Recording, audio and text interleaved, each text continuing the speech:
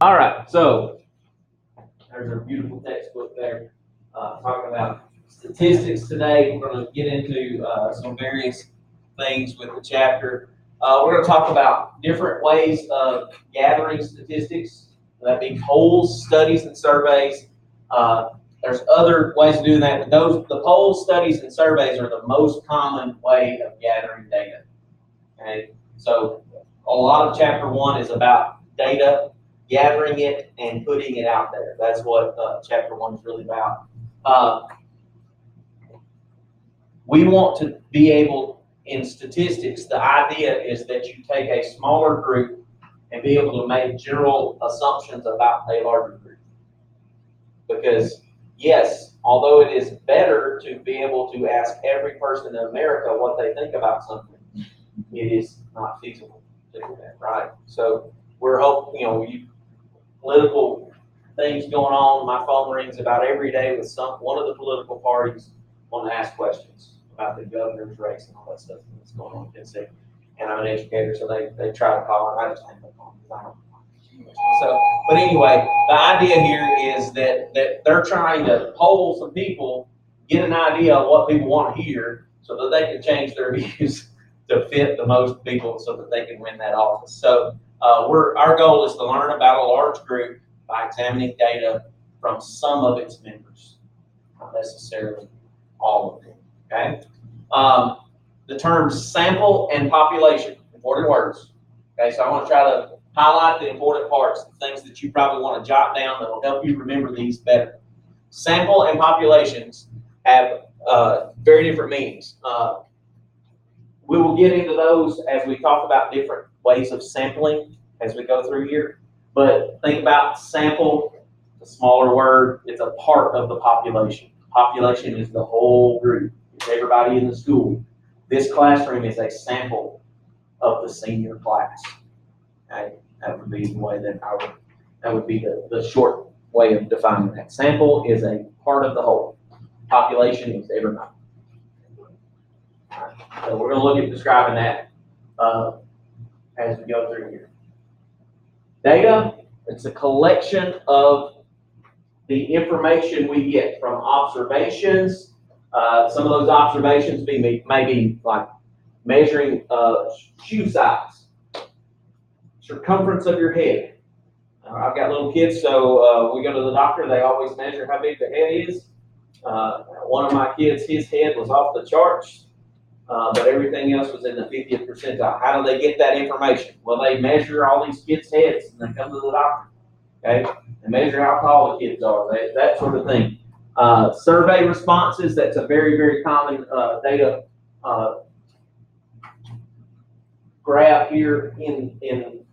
There's always surveys out there. I don't know, social media, there's surveys coming up all the time that you can take.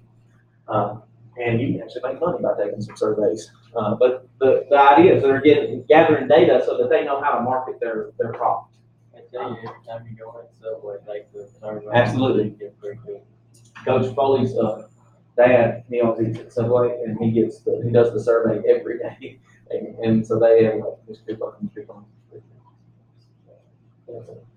But statistics, what is statistics? It's the science of planning studies, experiments, obtaining the data, and then organizing, summarizing, presenting, analyzing, interpreting, and drawing conclusions. The final step in statistics is drawing a conclusion.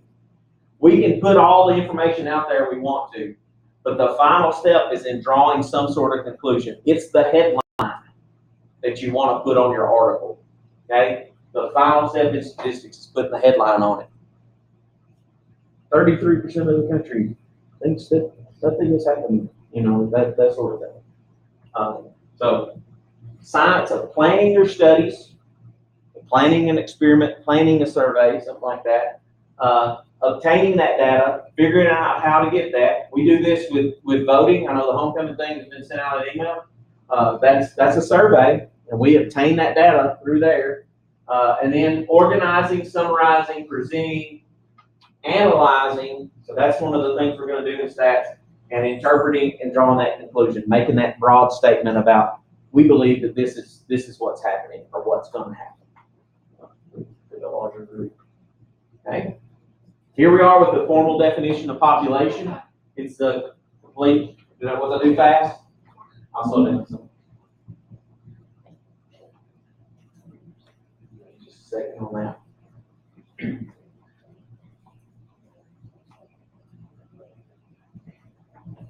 Some of you are fast riders, some of you are not as fast riders. Some of you probably are short-handed things.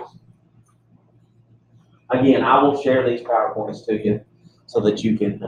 Like the guy on Family Feud and the study says. Survey says. Survey, that's what he makes a lot of money for that. 6 cents. Dude. What? All right, I'm moving on. Okay, population. The complete collection of all measurements or data that are being considered. Okay. The population is every measurement you took, okay, or every survey that you sent out or had filled out. That is the population. Complete collection. That's what I would write beside population. Complete collection.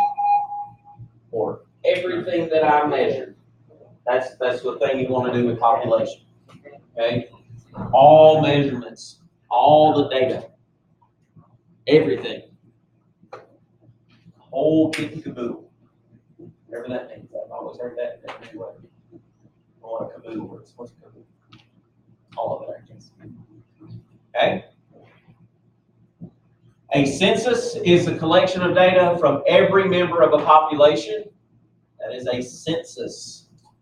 And I got a census letter in the mail this summer and said that if I did not fill it out, it's punishable by law. So we get selected there. A sample is a sub-collection. Okay, so census, that's collection of data from every member of a population. So that would, if we were going to do a census here at the school, it'd be all 736 students that we have. That would be a census. A sample would be a sub-collection of members from that population. So a sample of the entire school would be maybe 14 students from every class, or from each grade, like 14 seventh graders randomly picked, 14 eighth graders randomly picked, all the way through to 12th grade. And that would be a sample of the school. Population is every single person. Sample, and collecting that data is a census from every single person. A sample is a smaller set. Okay, smaller set, sub-collection. All right, Gallup Corporation. Y'all heard of Gallup polls in the very, very popular company that does lots of data collection for folks. They collected data from 1,013 adults in the U.S. Results show that 66 of the respondents worried about identity theft. That right there is a sample collection of data, right? There's a lot more than 1,013 people in the United States, right? And they're showing that out of those people, 66% of them worried about identity theft. So they're making a broader statement. At the end, they're summarizing their results and saying, okay, well, that's probably going to carry across the entire population of adults. Is that about 66% of those people worry about identity theft. I don't worry about it too much. It's never happened to me. If it happens to you, then it becomes more real. Okay, so there's an example of some sort of, this number is a little dated, 241.4 million. That's not the population now. I don't have that data point at this point. So here we see very small sample compared to very large population. I can ask you. You could. We'll do that later. The sample is the 1,013. Objective was to use the sample data to draw a conclusion about everybody. That's what we're at. Okay. All right. That's section 1. Very, very basic. You will notice as we go through this book that the first section in each chapter is going to be very, very short and not so stuff heavy. Okay, there's not a lot of real hard-hitting questions in that. So section 1 of the chapter is going to be fluff, a lot of fluff. Here's what we're going to do. Let's talk about how we're going to do it in the following sections. Okay, so section 2, we're going to talk about statistical and critical thinking. Okay, so this is kind of our way of approaching an experiment. Okay, we're going to talk about the process of preparing, analyzing, and concluding. Those are going to be the 3 subheadings that we're going to talk about in section 2. So we're talking about preparing, analyzing, and concluding. Okay. Here are some questions we're going to answer in the prepare phase. What do the data mean? What does the data mean? Okay. What does it tell us? Okay. What is the goal of the study? What are we after? The Gallup poll was after identity theft. How people felt about it, or were they worried about it? Okay. So we're going to be looking at that. The source of the data. In the prepare phase, the source of the data, is that source objective? Or is that source biased? Okay? So what is a, I guess the easier question to answer is what's a biased source? An example is fine if you want to give me an example of a biased source. Any news organization. A news organization, they're all going to put their spin on it, right? So it's a biased opinion. Okay. If I were to survey only the girls in this class, would that be a biased opinion depending on what I ask about? Depending on what I ask about, it could be a biased opinion. If I surveyed only the boys, there would be a bias in that as well. Okay. So the source could be biased.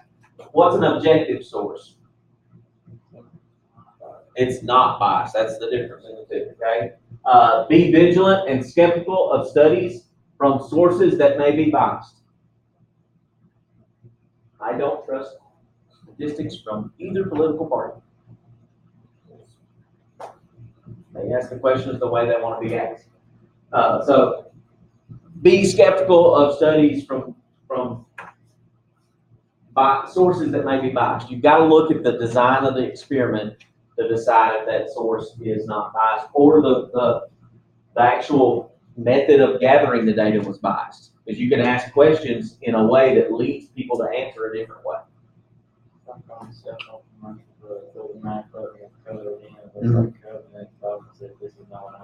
Exactly. Yeah. Definitely. In the sampling method, under the prepare phase, we're still under prepare phase. Does the method chosen greatly influence the validity of the conclusion? So when we're sampling, there's different methods for sampling. If the best method for sampling is always going to be random pick. Like if I got on STI and just had it randomly pick 10 students from each grade. That's the best way of sampling our particular school. Voluntary responses, those are not always the best of samples, because most people that volunteer their response, depending on what kind of signage you have. We had a survey up here in the cafeteria, and it was a sports themed banner, even though the survey really probably had nothing to do with sports. Who's going to walk up to that table? Mostly athletes or people that are fans of sports. But the survey may have nothing to do with that. So your sampling method could be that. Voluntary response is always subject to being biased. So be careful of that. Special interest folks tend to want to voice their opinion. That's the way I always look at it. Other methods are like a random pick is the best way to get good results. Analyzing. So we're getting into the analyze phase here, and we'll spend a lot of time in chapter 2 about analyzing. Every analysis should begin with appropriate graphs. appropriate graphs. Okay, we'll get into that in chapter 2. Appropriate graphs are important. What kind of graphs do we know about as far as presenting data? What are some things that we've used in other classes or in the past, or we've seen in the paper or whatever? Bar graph, line graph, circle graph, pie graph, same thing. Those are very common in the statistics world. So when would be a line graph be better than a bar graph? Growth over time. Growth over time, definitely. Bar graph could definitely skew the look of that if we were trying to do a bar graph, because depending on how big a gap between your bars, like, so if you did from 1980 to 1990 was one bar, and then the next one was 91 to 2000, you know, that's 10 years. That's a lot can happen in 10 years, so it might not be. But a line graph gets you a bunch of data points over time. So there's a good example of when one graph is better than another. So that's what we mean by appropriate graphs. Okay? Applying statistical methods as the next thing in the analyze portion. We're going to describe in some later chapters important statistical methods. One of those would be hypothesis testing and that sort of thing. There are some methods that we can use to massage the data and decide if it is valid or not. With technology, which we have a lot of, and we hopefully will have time toward the end to carry out some sort of survey experiment type thing in here. I would love for us to have time to do that. Hopefully we do. We don't have to be real great at it. We've got Google Sheets, and I'm fairly decent at that, so I'm hoping we can use that. You've got the graphing calculator. It has some pretty strong statistical analysis features on it, and we're going to use those throughout the course. But hopefully we can maybe at the end here do some sort of survey of the school population and get some data and do something with it, you know, decide about some things. But it does require, and this is the big one, I love this line in the slide, it does require using common sense and paying attention to sound statistical methods. Common sense being the most difficult to get a hold of. That always follow with experience. Common sense doesn't always. So we're gonna try to do some of that as we analyze and get some methods here. So statistical significance. There's a italicized word, so you know that's an important word. When you can prove something is not just by chance, that it's likely to happen again. Okay, that meaning like one of the things that as an educator, one of our big things is the ACT test scores. The average ACT test score here in the school. Through statistical analysis, we could decide whether or not it was a fluke that this year's class has a 21 average, or is that something that's going to occur again? Or did y'all just have a really good day last spring taking that test? That sort of thing. So statistical significance is whether or not that's a repeatable statistic. Is it going to happen like that again? If we gave you all the same, same test, same scenario, would that happen again? Would you all average at 21 or higher? Class average. I don't know what y'all's class average is. That definitely was not. You'd be surprised what it is. I think it's higher than last year's. So may I turn off the air? Johnny's cold. I never said that. You don't like to go. All right. All right, practical significance, practical implications of that result. So practical implications of the ACT result is if the average is on the upswing, then what we're doing to help you is hopefully a good idea. We need to continue pushing toward that sort of thing. Common sense if it's not much difference, if it's like 0.2 points of an average change, and then that doesn't make sense out of that. That makes sense to keep doing that. All right. Example of those is my wife and I are on a weight loss journey. I know it doesn't look like I am, but I am on one, and she's doing great. And a test of the Atkins weight loss program. They took 40 people. They had a mean weight loss over a year of 4.6 pounds. No. If you're trying to lose weight, that's not really good, unless you're already close to your ideal. Because in health class, they tell you that if you're trying to lose weight, it's safest to lose about 2 pounds a week, or 52 weeks in a year. Right? So an average of 4.6 pounds in a year is not real good. So does it make sense to keep doing that? Nah. I mean, Atkins has kind of a bad rap because it gives people heart disease. Because they just eat all the bacon. They just eat the bacon and the beef and all the animal fat that you can get your hands on, and you don't eat any good fats or any, they don't have a balanced diet. So, but anyway, 4.6 is not very good, and it doesn't make sense to continue that common sense wise. Statistically, you depending on what you're trying to prove, are you proving that Atkins does help you lose weight? Because it does. They lost they averaged 4.6 pounds. That means there's probably some people that lost 20-something pounds in a year, and there's probably some people that lost 1 pound in a year. There may be some people that gained a pound or 2 in a year out of that 40. That's going to happen, but the average is 4.6 pounds down, so it works. Statistically, it works. But common sense wise, it doesn't make sense to continue that sort of thing. So that's where that runs together. So here we see it doesn't seem worthwhile, even though it's statistically significant. 4.6 pounds, depending on the person, could be a lot. For me, 4.6 pounds is nothing. But for Caroline, 4.6 pounds is more than her backpack weighs. So, that could be a lot. Depending on who you are and what you're carrying around. Unless I picked up like 25 pounds and try to walk around with it extra, and that's a lot. If I can lose that, I feel a lot better.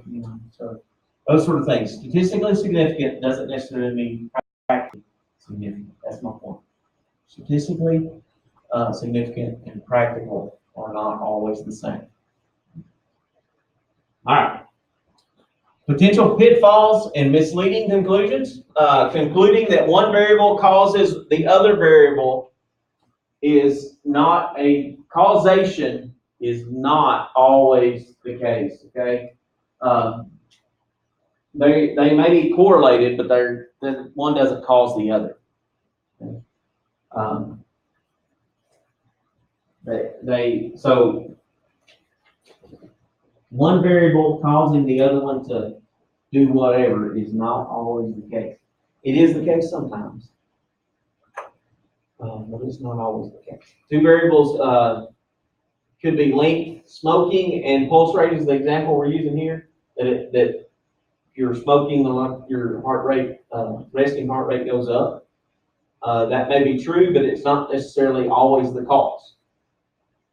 Because I'm walking around the room here, my pulse rate has gone up, and I'm not smoking, right? And so one causes the other. Correlation, that last line, it's in italics because it's important.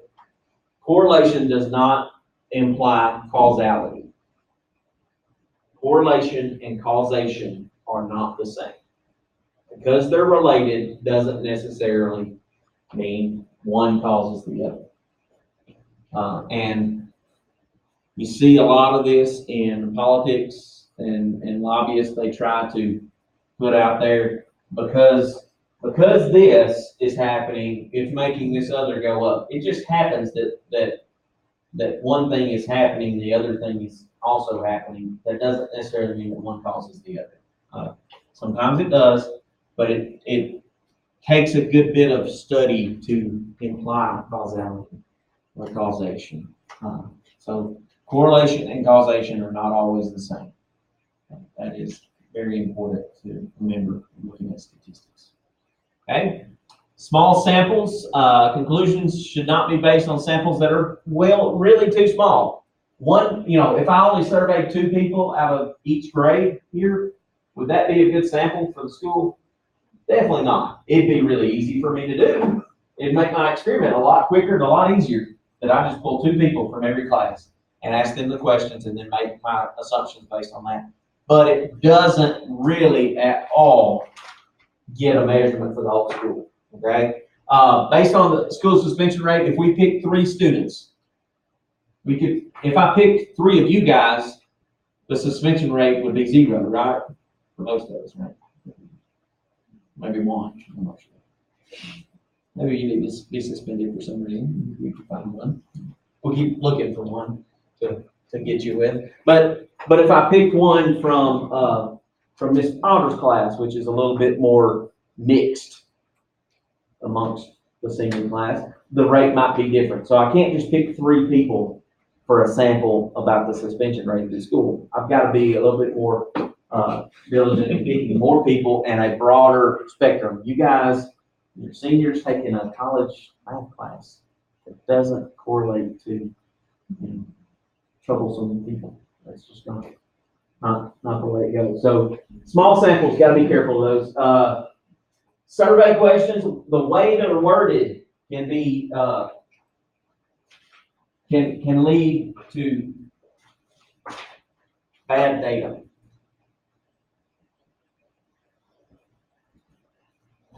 Here we have a good question here. It says, should the president have line item veto to eliminate waste?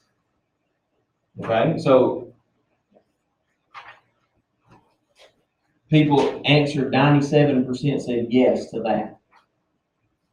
What's wrong with that question? To the part that says to eliminate waste, right? So by asking this specific thing here about why does he need that line item veto to eliminate waste? Well, the president may think that one thing is a waste, where other people may not think that's a waste, right? So his opinion comes into that. But to eliminate waste makes that question biased, and people are going to answer, yeah, it makes sense for him to have that, to mark out the things that don't need to be there.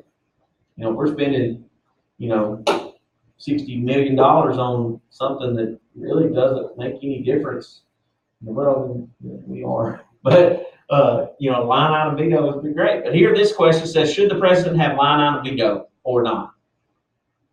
Straight up, just ask the line item veto is the only thing on the table, should he or not? And notice the difference in the percentage. Big difference, okay? By having a biased question can mislead people or lead people to answer questions and make your sample or your results biased. You got to be careful of that. Order of questions, or the way you put them in order on a survey could definitely skew the results. If you start asking a lot of questions that make people start thinking about all the negative things, and when you start asking opinion questions after that, if you start, is it wrong for police officers to pull you over just to check your license? And then they start talking, and how long should the wait be? Or is 30 minutes too long to be pulled over on the side of the road? And people start thinking in a negative way. And then they start, what is your opinion of the local police force or something like that? And they're going to mark a more negative view on that because the questions before that led them to be thinking that way. So you've got to be careful of that. Would you say traffic contributes to more or less to air pollution than industry? And the results for traffic 45 inch to 27.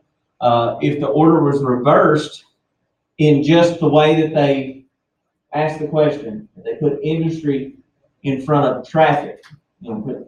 Say industry contributes more or less to air population than traffic. They said it the other way, the data swapped, just in the order that they put the thing in the question.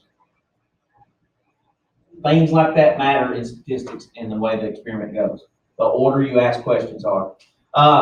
Non-response, when someone refuses to take the survey, or you pick them to take the survey and they weren't available. So let's say I was going to do a survey on Thursday of this week, and I was pulling students to do that, and I randomly picked them. I picked the best way to sample them was to randomly pick them. And I picked them, and they were absent that day, so I had to pick somebody else. That can affect your survey, your data that you get, okay? And the refusal can affect it more. People just refuse to take the survey. I do that all the time. They call my phone. I'm going to ask you questions about the upcoming government race. Well, I ain't got. So I refuse to take the survey. So that can affect your results out of that. And they used to come around and do the census in your house, like they actually door to door, how people go door to door. Now, with the miracle of the interwebs, we're able to fill out that information online, and somebody doesn't have to come to your house.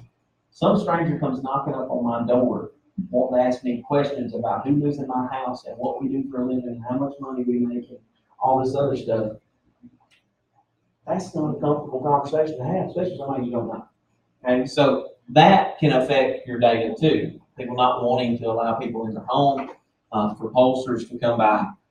So that's an important thing, and that, you know, all that stuff can cause things to be different results of your survey or your data that you're getting. Missing data, a big thing. It could dramatically affect the results if for some reason I surveyed every class and I got 20 kids out of every grade and got the survey, and then I lost the 8th grade's results. Somehow they got deleted, or somehow they blew out of the back of the car into the river. Something stupid happened. I lost the data. That definitely can affect that.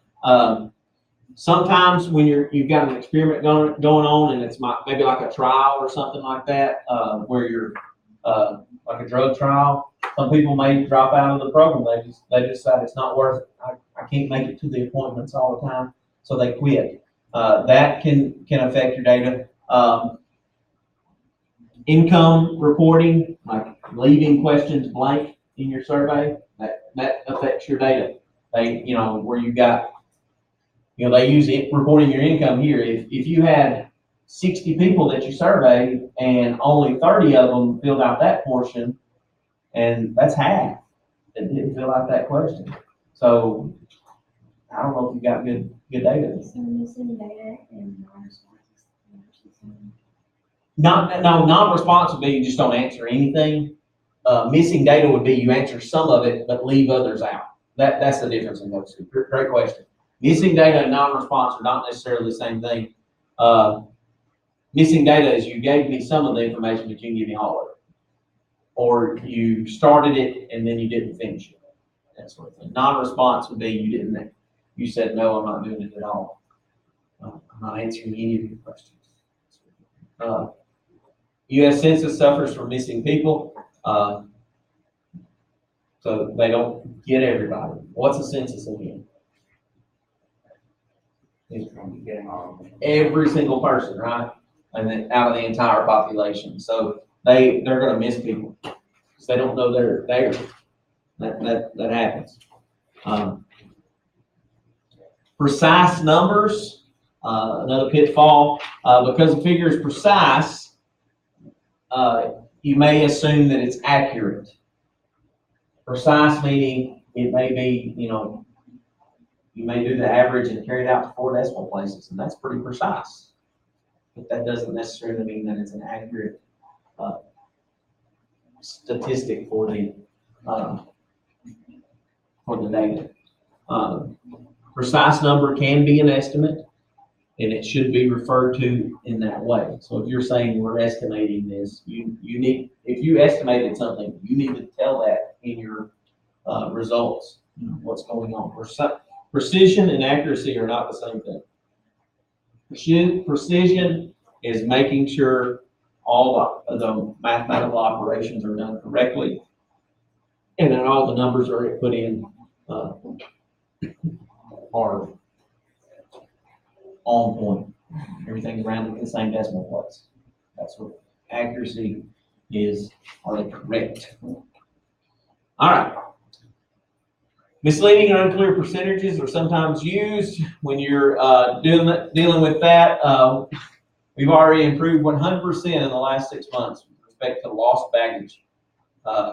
Does that mean that they didn't make any mistakes? I don't know if any of you have ever flown anywhere, but losing your luggage it's part of life if you're flying. That happens. It says we've improved 100%. What does 100% mean? 100% is perfect, right?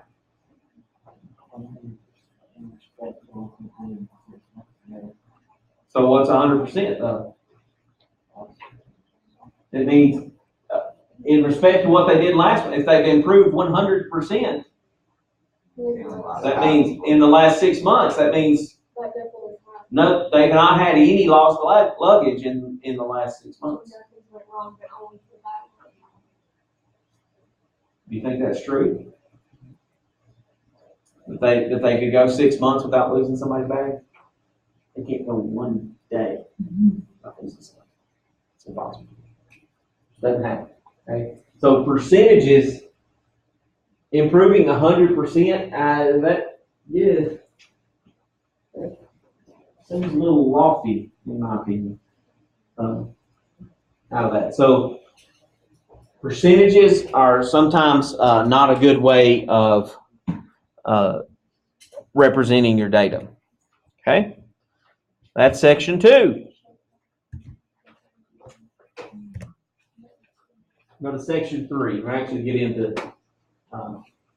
types of data and a few other things here. So a lot of words in this one. Sorry. What we're going to do in section 3 is we're going to talk about the sample data and making inferences about an entire population based on that sample data. We're going to take and make some decisions. And to do that in statistics, we've got to know a lot of these definitions, a lot of words here. Okay, sorry. It is what it is. Okay, so parameter. A parameter is a numerical measurement describing some characteristic of the population. Okay, parameter is a measurement from the describing the population. A parameter. Very important to get that idea. Parameters come from the population. And they describe something about the population. Parameters do that. Parameters are our measurements. And the last, the root word there, meter, is a measurement. So if you think about that, it'll help you remember parameter is a measurement. Statistic is a measurement describing a characteristic of a sample. Okay. Parameter starts with a P, goes with population. Statistic starts with S, goes with sample, starts with S. Okay. Statistics are numerical measurements from samples. Statistics come from samples. Parameters come from populations. That's you got to understand the difference in those two. Some of the questions that you're going to have to answer tomorrow on the workday are those kind of things. Is this a statistic? Is this a parameter? And it's based on where did it come from. If it came from the population, it's a parameter. If it came from a sample, it's a statistic. Okay? Statistics come from samples. Parameters come from populations. So again, statistics come from samples. Parameters come from populations. Parameters come from what? Populations. Statistics come from good. On the same page. All right. Quantitative data is what we're going to talk about first. Quantitative is numerical. Quantity, root word there. So numerical data. is quantitative data. Weights of supermodels, ages of respondents, those sort of things that are numberable. Okay, they are a number. Your shoe size is a good example of a numerical data point. How big around your head is, numerical data point. Okay, counts or measurements. The thing you can count or measure is quantitative, numerical. Okay. Categorical data, qualitative or attributes. Okay, names, labels, gender, one of those things. Shirt numbers in athletes that, you know, the number 87 is your jersey number. It doesn't mean you're 87 years old. You know, it is a label type thing. Categorical, qualitative, or attribute is what is, you know. So quantitative, the number has some meaning to it. It came from a measurement of some sort. Categorical, it's a name type thing. It's a it represent it with numbers like your student ID number, your social security number is the categorical data. So names or labels. Working with quantitative data,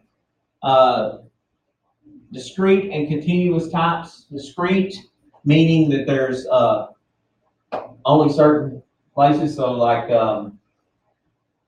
continuous types would be something like your weight could be continuous because you can always weigh, you know, I might weigh, you know, 210 today, and then tomorrow I'll weigh 209.5 or 29.9. It's continuous because there's not a gap in between. Discrete could be age, because you could have age being discrete, that I'm not going to measure that Peyton is 17 and 4 months years old. You know, that's not his age. I may say, okay, you're 17, and then you're 17 until you turn 18. I'm not going to do that in between age. So discrete means you have separations in your numbers. Continuous means there's no separation in the numbers. Shoe size would be discrete because you can only buy those sizes. 8, 8.5, 9, 9, 10, that sort of thing. So discrete numbers and continuous numbers, different types. Okay. Discrete data, here we go. Possible values are finite number, countable number of pieces, the number of eggs a hen lays. A hen can't lay half an egg, right? That's what a discrete, that's what I'm trying to describe with this discrete. You can't have half of a piece. Okay? Number of people it takes to do a job.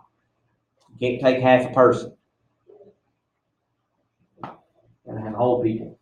Okay? Discrete is finite number, countable number. Good example is thinking about number of eggs a chicken can lay. They can't lay half of it. True, but that counts as 2. All right.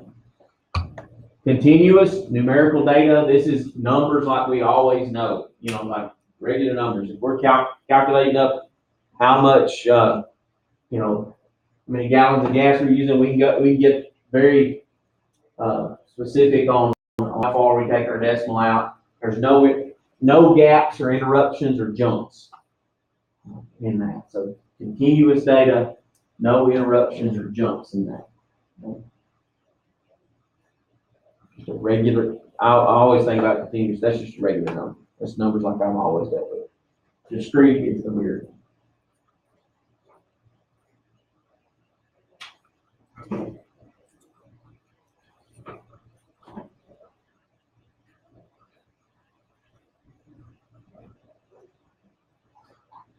Levels of measurement is another way to classify your data. Levels of measurement. Levels of measurement. Your levels of measurement. another way to classify data. So these are the different levels of measurement. Nominal level. The nominal level of measurement is names. Nominal, that means names, okay? It's labels, it's categories, okay? It cannot be ordered, okay? Can't put it in any kind of ranking order. Load out, like in order, alphabetical order, yeah, but that doesn't rank them, okay? Nominal level of measurement means it can't be ranked, all right? Survey responses, that are on the nominal level, yes, no, or undecided. Nominal level is names, labels, or categories only. And the data cannot be arranged in an ordering scheme. One of the things you're going to have to do when you're doing practice problems is decide if something's nominal, but what level of measurement it is. That's one of the things we're learning in this first chapter, is what level of measurement it is. Nominal level means names, labels, categories cannot be put in a ordering scheme like ranking, low to high. Or anything like that. Ordinal level, okay? It can be arranged in some sort of order. Differences between the data values cannot be determined or are meaningless, like letter grades. That's an ordinal measurement, a letter grade, even though we know that those are in order, highest is an A down to an F, but they're letter grades, they're not numbers. How are they represent something else. That's a good way to think about ordinal. But they can be put in order. Do have some sort of system. Ordinal data that can be arranged in some order, but differences between the values cannot be determined or are meaningless. The reason course grades can be that way is because depending on where you're at school, what's an A? Because if you're at Bethel University, an A is a 90 to 100, but if you're in high school here, it's 93 to 100. So it's different, but by just seeing these, you don't know that, okay? Some college professors, they have a certain point value. If you can do enough work to get 1,200 points in my class, you get an A. And if you do enough work to get 800 points, you get a B. That's 400 points difference. But it only takes 600. It takes 600 to get a C. There's only 200 between them. So it's not consistent. But the letter grade is all that matters. So the letter grade means something, but it doesn't necessarily. It's not spelled out there. By just looking at that, you can't tell what an A means because it means something different in every school or class. So that's why ordinal. Interval level, data that can be arranged in order, and the difference between any two values is meaningful, okay? There is no, however, this is important with interval, because there's no natural zero starting point, okay? Where there was none of the quantity present, like years are a good example of this, that years do have meaning between numbers. They're numbers, they have meaning between them, but there's never a point where year zero comes into play. That year zero, it's still there. There's years are a good example of interval level of measurement. We'll look at some more of these throughout the chapter. None of the quantity is present. It doesn't happen. There's no place where there's nothing. Okay. We have nominal, which is just a label. We have ordinal, which is kind of like a label, but that label can be put in order, like letter grades. We have an interval here where it's years is a good example of that, but there is some meaning in the numbers, even though there's no absolute zero to that. Okay. Ratio level is like an interval, but there is a zero spot. Okay, zero indicates that none of that quantity is present. Differences and ratios are meaningful. Prices of textbooks, $100 book costs twice as much as $50 book, that sort of thing. You can compare those numbers. It's interval and ratio hard to tell the difference in. The thing you got to look for is there a zero place? Is there a place where that quantity could be zero? That's the difference in ratio and interval. Where could it be zero? Ratio ends with an O, it means it has a zero. That's the way I always remember that. I don't know why I remember things in weird ways. Sorry. And interval does not have a zero. Ratio does. That's what you need to remember. I'll help you remember that. Okay. Going over that again. Nominal, categorical. Categories. Ordinal, categories, but we can put them in order like A's, B's, C's, and D's. Interval, there's differences in the numbers, but there's no zero starting point. Okay? The ratio is there's differences in the numbers, and there is a place where it can be zero.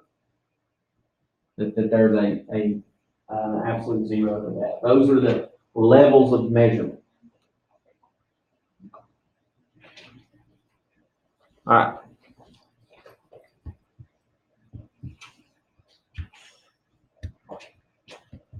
Last section. Be just in time. Section 4. All right. This is actually a little bit more the collecting of sample data. So we're taking a lot of this information we've covered so far and talking about actually collecting some data and what we can do with that sort of thing. So collecting sample data. Key things we want to focus on in this section are if they're not collected in a good way, in an appropriate way, it may not be, may not be worth the paper it's written on. A good way to put that. It can be useless if you don't collect it in a good way. If you don't collect your information in the right way, there's nothing you can do to save it. That's what we got here, is that if I have biased questions, there's no mathematical process that can unbias the results. And that is what we can get out of that. If we don't pick our sample well, then we can't undo that mathematically. You've got, those things have to be done first. Method used to collect that influences the quality of our analysis. Okay, so we've got to design things well in order to end up being able to have good information once we analyze the data that we collect. Simple random sample, that is the best way of sampling. Okay, and I'll say that again over and over here. Simple random sample is very important to try to, that's best case scenario. Not always feasible, but best case scenario. Okay, not always feasible, but always best case scenario. Okay, basics of collecting data. All right, we want to talk about, if you're doing an experiment or you're analyzing somebody else's, you're looking at that stuff. Statistical methods are driven by the data we collect. So what are we looking for? What are we trying to get? Are we trying to just get some information by watching people and seeing where they go most often? That's where we can collect a lot of data from that. Or is it an experiment where we're actually saying, okay, I'm gonna if I offer a certain thing down this hall, will more people come down this hall? If I give free high fives, everybody walks by my room, will more people come by my room? I don't know, probably. If I offer free candy bars, I guarantee you I will, right? So that's an experiment. An observation is just, I'm just sitting here counting how many people walk by my room. Last year, I could count how many people walk by my room in the middle of class. I can't do that this year. Nobody walks by anymore. Okay? Everybody's in class. All right? So, observational, you're just watching it. Experimental, you're doing something. You're giving them something, or you're taking something away from them. That's the difference in those two. And how we collect that, how we want to approach that is always different. Okay? In an observational study, we're going to be observing certain characteristics without modifying any of it. We're trying to just watch what's going on. It's one of those things where you're a fly on the wall. In an observational study, they can fly on the wall because that's what you want to be. You don't want to do anything to affect the results, okay? Without attempting to modify the subjects. That's an observational study. Observational study, you don't do it, just watch it. Collecting data by watching. And an experiment, the difference in the two, and I'll do these quick together because they're the different types. An experiment, you're going to apply some sort of treatment, okay, and observe how that affects the people that you're surveying or affects the experiment, okay? Treatment may be giving candy bars out down this hallway and not on the other. So that's the treatment. An observation is just doing nothing. A treatment is offering up something that either hurts or helps. Okay? Experimental units, it's highlighted in red there, so we got people that are, people that are involved in an experiment are the experimental units. That's not a big deal, but the big thing here is observational, watch what's happening. Experimental, do something, and then watch. Okay? Experiments, you do something, then you watch. Observation, don't do anything, just watch what's happening. Okay? All right. Examples of surveying 2,252 adults and found that 59% of them go online wirelessly. I'd say that number is higher now with the expansions of all the networks and things. This is an observational study because you didn't do anything with it. You just surveyed them. That's all you did. You didn't offer them internet. You just surveyed them. Okay. Vaccines would be, you're giving them something. That's a good example of that. That's a treatment. And so they had an experiment where about 200,000 were given a vaccine, and the other 200,000 were given a placebo, saline solution just injected in. That's some sort of treatment. That's doing something and then watching the results. Clinical trials are very good because you got some people that are sitting there getting the same medical treatment, but no drug. Sad. But others are getting the same medical treatment, but an actual drug, it's really not. So it makes those very expensive. Simple random sample. Notice this was going to come up again. Here it is. It's a sample of N subjects selected in such a way that every possible sample of the same size has the same chance of being chosen. Okay? It means simple random sample means that the likelihood of me picking Trevor to be in that is the same as me picking Johnny to be. Likelihood of picking Johnny is the same as picking Lauren. I mean, you all have an equal chance to be in that sample. Okay. Yes, it's a good example. Jury duty is a simple random sample. It does random numbers selection. That's how jury duty is selected. Random numbers in a computer database. Random. Simple random sample is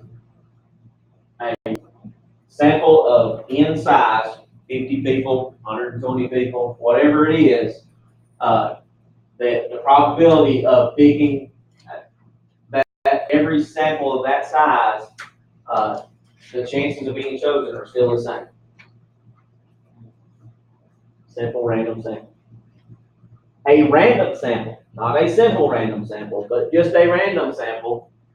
Members of the population are selected in such a way that each individual member of the population has equal chance. That's, I guess, more of what I was saying there with Johnny and Trevor, and every person in here has a good chance of getting picked. If I'm doing a simple random, that would be picking 10 from each class and just randomly picking those. That would be more of maybe a simple random. A random sample is completely random in that I'm just picking out of the entire population, not picking subgroups like that. Random sample, each individual member of a population has a chance to get picked equally.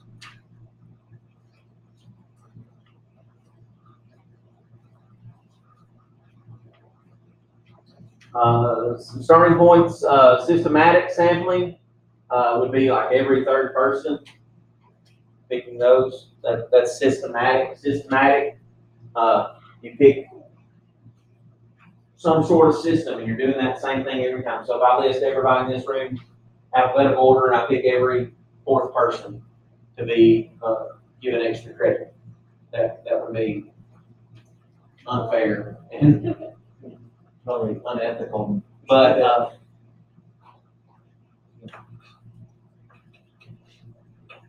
if I randomly mixed up your names and then picked every fourth person, still unfair, but it would be a little better chance of you getting it if you're in alphabetical order. If you're the first, your name's in the top, you don't have a chance at all. But if I randomly do it, so systematic, every certain number element in the population is picked. Okay. Convenient sampling. This is such a bad example, but it's funny. So it helps you figure. It's just asking the people, it's easy to get. Most common way of getting survey results is convenient sampling. And it's the cartoon says, "Hey, do you believe in the death penalty?" And the guy's out walking his dog. I was like, why don't you ask him? Because he's close to you. That's the only reason. Okay, so convenient sampling, it's easy to get. It's the most common way a lot of surveys are done is convenient sampling. Used to do these a lot in the malls. Malls were popular. People do them all the time. There would be people there doing surveys on the corners and things. And it's convenience because you're there. And necessarily, they don't profile and pick certain people to ask. They just ask people to go up and talk to them. Stratified sampling is you subdivide the population into at least 2 different subgroups that share the same characteristics, and then draw a sample from each of those subgroups. So if you separated this class into boys and girls, and I drew a sample from each one. That's stratifying. Is you separate the groups and then pick samples from each subgroup. So stratifying is a good way of sampling. It's not as good as simple random, but it is easier to do in a school setting. Stratified is probably one of the best ways. Okay. Each subgroup is called a stratum. You know that word? So subgroups, stratifying, you subdivide and pick from the subgroups. Okay, stratified sampling. Stratified sampling is subgroups. Cluster sampling is you get sections and randomly choose some of those clusters, okay, and you select all of those students in that cluster. So in the school setting, a cluster would be like a classroom, like a section of Algebra 1, freshman Algebra 1. And if I'm cluster sampling, I'm going to pick all of Mr. Isbell's Algebra 1 class during 4th block. And then I would pick all of Ms. Price's, her section. That's clusters. But you've got to use everybody that's within that subgroup. The difference, clustering and stratified seem the same, but clustering, you're not picking a sample from the subgroups. you're picking the entire subgroup. That's the clustering idea. Right? All members of a cluster are selected. Okay. The way I look at that and I see a school map. They pick this classroom, this classroom, and this classroom to be your sample. Randomly picking those. That's what a cluster does. Multi-stage sampling, another way, collecting data by using some combination of basic sampling methods. Multi-stage, you can select samples at different stages of your experiment, and you might use a different method at each stage. Based on, and then some of the times that may be because you found out something in the first stage that, oh, I need to focus more on this group because certain things are happening with the data that I feel like if I ask some more questions here, I can find out more about what I'm trying to go for here. So multi-stage is you're just resampling at various stages of your experiment. Multi-stage, sample at different stages. So you got these different types of sampling. Random, systematic, meaning you pick like every fourth person. Convenience, whoever's closest to you, you're asking those people, or the people that will come up to your table. That's convenience sampling. Stratified is you subdivide, and it picks samples from the subdivision groups. And then cluster is you subdivide, but then you pick a whole subgroup. And then multi-stage is you're resampling at different stages of your experiment. Okay, that's multi-stage. All right. Different types of observational studies and experiment design. We talk about a cross-sectional study. You're just at one point in time. I'm going in. I'm getting my answers right there. And everybody, one point in time for a cross-sectional study. So that's what I would write. Cross-sectional study. One point in time. I'm not going across. I'm not following my sample through 4 or 5 years. It's today I'm coming in, I'm asking those questions, and that's it. I'm done. Isn't that how most are? Sorry? Isn't that how most surveys would go? Yes. Most surveys would go that way. If I'm doing an experiment, though, it's probably not cross-sectional. Most of the times, the surveys are cross-sectional data, but experiments usually follow a little different. A retrospective study, we're getting information from the past. Retrospect is the past, right? So retrospective is you're looking at records. Medical records might be a part of that. You're going back and looking at the trends over years past. That's what you're trying to do. Retrospective is the past. That's what you want to write, right?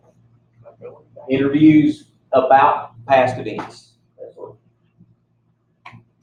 Prospective. Retrospective is past. Prospective. It's future. We're collecting data in the future from groups sharing the common factors. So called cohorts. Cohorts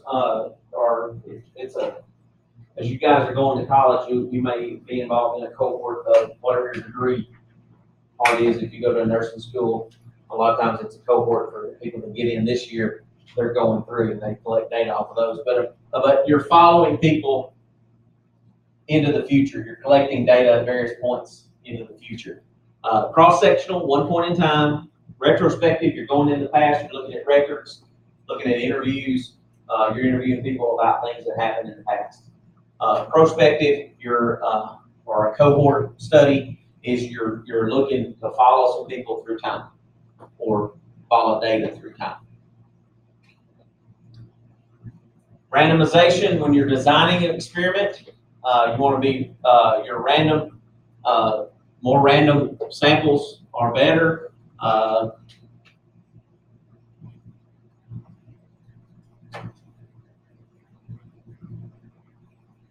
If you're assigning things to groups, you want it to be as random as possible, not necessarily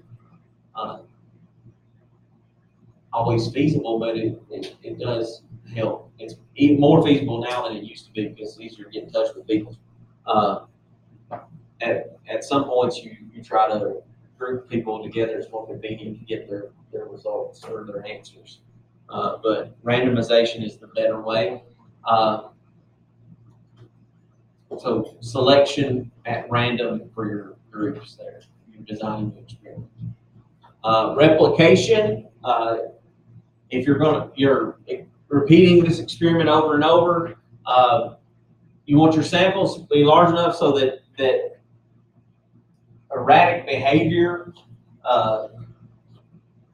like when you get small samples, one person can really change your data. If you have a group of 5 people, if one person drops out, that can really change your data. If you get a group of 50 people, one person dropping out is really not that big a deal. A group of 500 people, that's one person dropping out is you probably won't notice in your data. So small samples can make your data be erratic and based on just one person and outliers.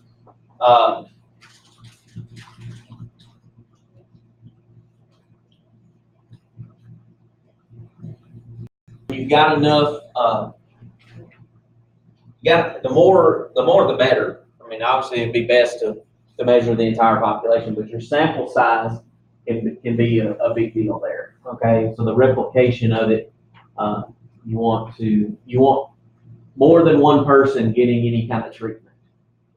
You know, you don't want just one person getting the placebo and one person getting the drug. You want multiples of each. That's the replication idea. Okay. Sample size that's large enough to see the nature of any effects. Again, if you have a very small number of people, it's not you're not going to see as consistent results across a broad group of people. The larger the sample, the better. So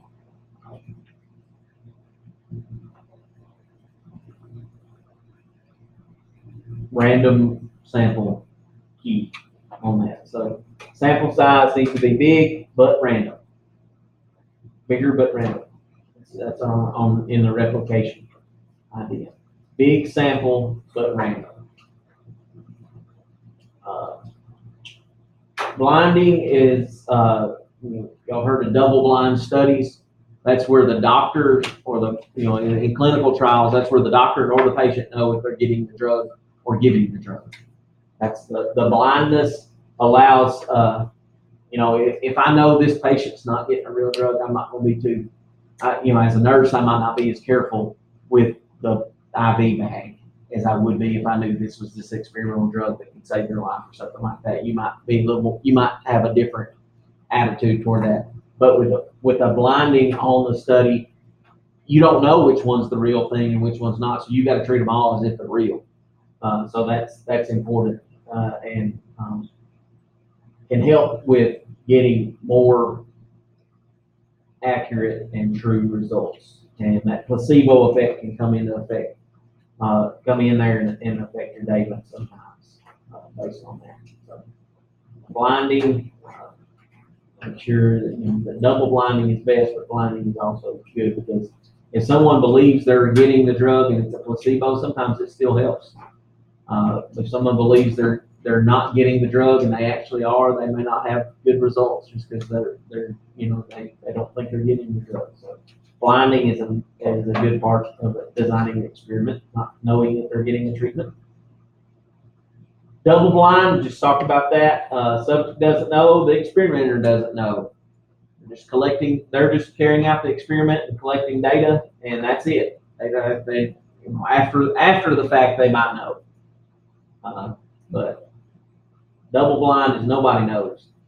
Regular blinding is that the person getting the treatment doesn't know.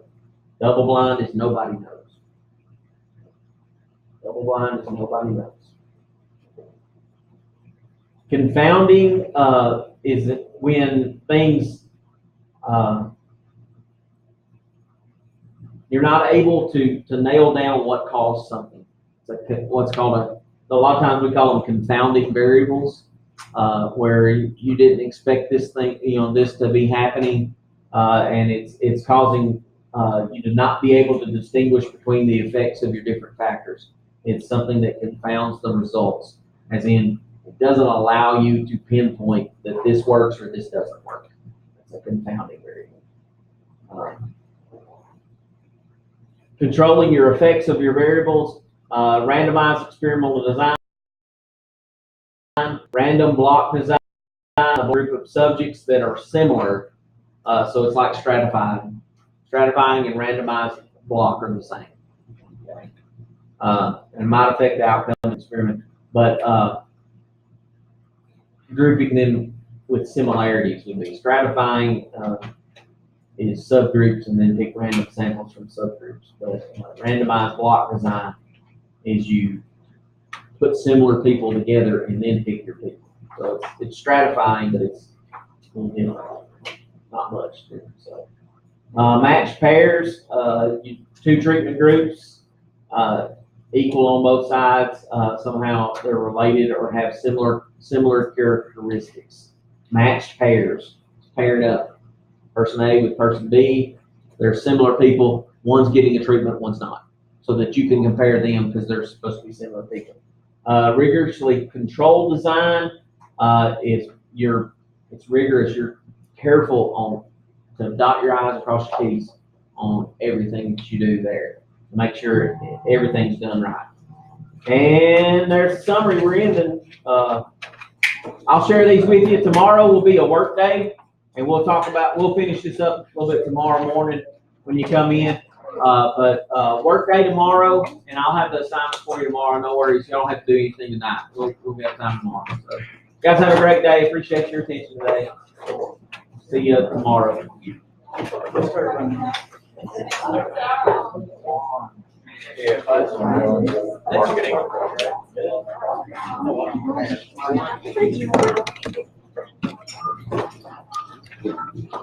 Yeehaw. You want to get your calculators?